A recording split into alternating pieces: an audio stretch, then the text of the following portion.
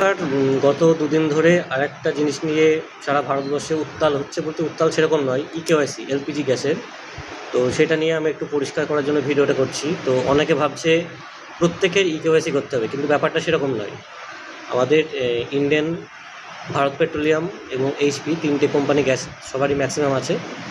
তো যাদের একবার কেওয়াইসি করা আছে তাদের এই ডেটের মধ্যে কেওয়াইসি না করলেও হবে।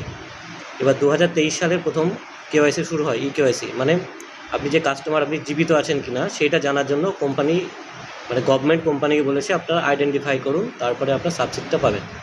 তো এই জন্য সকলকে বলা হচ্ছে কেউ প্যানিক হবেন না। যাদের কোনোবার, মানে কোনো বছরের একদিনও কোনো সময় ইকেওয়াইসি করা নেই, শুধুমাত্র তারাই ইকেওয়াইসিটা করুন 16 তারিখের মধ্যে। বাকি যাদের আছে তারা বছরে একবার করে ইকেওয়াইসি করতে হবে। তো কেউ সেইভাবে দৌড়াদৌড়ি করবেন না।